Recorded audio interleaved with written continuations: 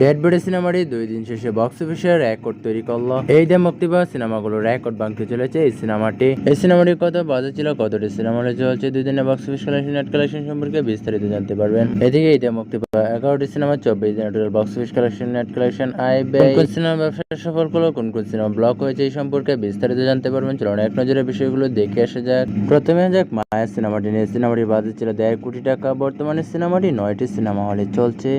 24তম দিনে বক্স অফিসে cross collection করে 4 লাখ টাকা। 24 দিনে টোটাল বক্স অফিসে ক্রস কালেকশন করে 26 লক্ষ টাকা। 24 দিনের সিনেমাটির নেট কালেকশন হয় 13,17,000 টাকা। নেট কালেকশন মূলত সিনেমার মূল ইনকাম।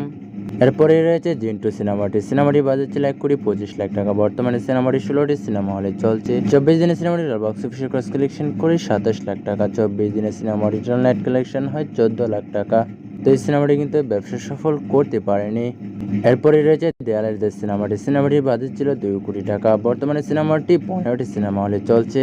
24 দিনের সিনেমাটি টোটাল বক্স অফিসে ক্রস কালেকশন করে 27 লাখ টাকা। 24 দিনের সিনেমাটি টোটাল নেট কালেকশন করে 14,30,000 টাকা।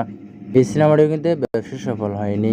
এইবারে যাক রাজকুমার সিনেমাটি নিয়ে। সিনেমাটির বাজেট ছিল 8 কোটি টাকা। বর্তমানে সিনেমাটি 140টি সিনেমা হলে চলছে। 24তম দিনে বক্স অফিসের ক্রস কালেকশন করে 26 লাখ টাকা।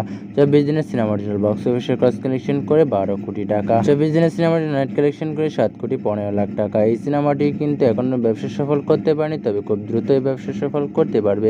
এইবারে যাক ইকবাল পরিচালিত ডেড বডি সিনেমাটি নিয়ে। সিনেমাটির বাজেট ছিল 1 কোটি টাকা। বর্তমানে সিনেমাটি 17টি সিনেমা হলে চলছে। প্রথম দিন সিনেমাটি নেট কালেকশন করে 2,10,000 টাকা। দ্বিতীয় দিন সিনেমাটি বক্স অফিসের ক্রস কালেকশন করে 3,17,000 টাকা। 2 দিনের সিনেমাটি নেট কালেকশন করে 3,25,000 টাকা। মানে 2 দিনে সিনেমা টোটাল আয় করেছে 3,25,000 টাকা। তো এই সিনেমাটি তুলনামূলক বেশ ভালোই আয় করেছে, তবে সিনেমা হলে দর্শক নাই বেশি সিনেমাটি দেখার জন্য।